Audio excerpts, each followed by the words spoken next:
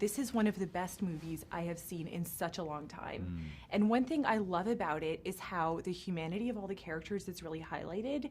These are imperfect people who the Lord is using. So why is this so important to really highlight in the movie? Well, Joel? Well, the thing is, like, if there's no sin, there's no need for forgiveness. Yeah. So I think the importance of not shying away from, the sin of humanity leans into the desire, the need for grace. And I think that's kind of the heart of the film. Yeah. And to piggyback on that, I think that the story is proof that God can use the most broken people, the people who have all kinds of wounds, to affect other people's lives, to affect great change within the culture, to bring people closer to himself.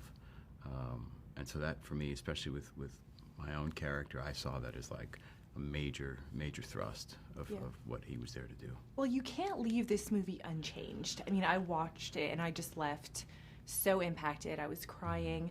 Jonathan, I want to start with you. How was your spiritual walk impacted while really getting into the character of Lonnie and researching this incredible revival that took place? I think for me, it just made me more aware of the charism of the Holy Spirit. So Lonnie was very connected to the Holy Spirit and the gifts that he was given. He could heal people from all sorts of diseases and ailments and things like that, and just kind of be able to read a person's spirit. And to me, having that kind of charism and studying this movement and studying the kinds of the congregations that really put this priority on the fact that everyone has this potential to have this within them as a Christian, and called to witness to it. And so it wasn't anything that I had known about previously. I wasn't aware of the movement until I got the script and started studying it and thought, wow, this is hugely impactful. So it got me more curious about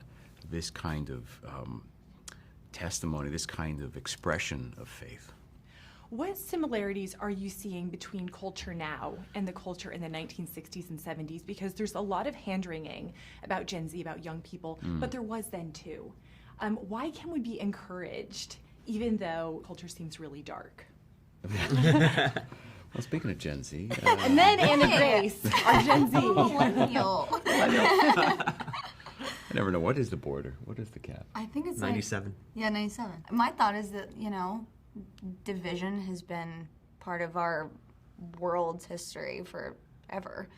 And I have little sisters who I worry about, but then I remember I found my way, and I think this movie and watching these young people find their way can be really inspiring, that having faith and a belief in something bigger than yourself can be a reminder that you're not alone in those years when you feel the most alone when you're young. And I hope young people that see the movie have that takeaway. And and the relationship between Greg and Kathy, even when they were young, sort of that respect of each other. And you see a lot of sort of toxicity in young relationships now. And so I hope that that's an inspiration to young men who see the movie, the respect that he showed, and to her family and to her. I hope that that's the effect that the movie has on young people. Now, Joel, I want to ask you this because we talked about revival last night, and I thought it was so timely. There are revivals going on across the country right now in colleges. God's working in amazing ways. Is this a coincidence that the movie is coming out at the same time as all these revivals? I think all things happen in the Lord's timing. So to say, if a revival were to spark, it would take division, kind of like a lost, that split culture, and then the revival coming in and healing and sweeping across the whole nation. So I think we're primed for a revival. I think that the timing is very apt. Leaning into that. Personally, I hope it happens. Yeah. And Lord willing, it does. Yeah. Well, all three of you are just so bold in talking about this movie, talking about your faith. Jonathan, what encouragement would you give to young people to stay bold in their faith when it's countercultural to do so? I mean, we see that throughout the movie. I think at the end of the day, your life only gets better when you put God at the center of it.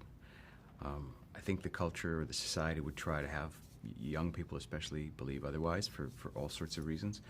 But I think finding examples of faith and inspiration in their lives and then modeling themselves after like a life akin to a disciple of Christ is something that it's only going to improve their life. Mm-hmm. When I personally surrendered my own ego and the things that I thought were important in my life, when I let go of those things and I really just let God kind of come front and center, everything changed for me.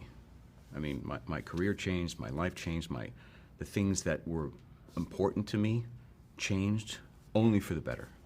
Everything's only gotten better. I haven't been spared of struggle and trial and suffering like anyone else. That's just part of the human condition. But now I have a sense of trust that I didn't have before. Just implicit trust that it's going to be okay, and it, inevitably it always is. And that's what you get from making God the center of your life. Do you guys have anything to add to that? Because you guys are both just, I mean, so many young people are going to be looking up to you guys in this movie. What encouragement do you have for them? I mean, that was just so beautifully, Yeah. chills. I think Jonathan's right. Once you put, Christ at the center of your life, there's a hope and there's a faith, and like your life becomes supported by something larger than any problem, and there are outcomes and circumstances and like consequences to issues that are going on in your life, but with a faith in God, it surpasses all of that. And it's kind of like it's like a cornerstone in your life. You stand fast on it and hold to it. Yeah, it's really good. And those sayings, everything happens for a reason, God has a plan, those sort of become affirmations in a way when you can remind yourself that you're being guided and you're being protected and you're loved and there's something bigger than you that's taking care of you no matter what, even if you have those trials and hard times.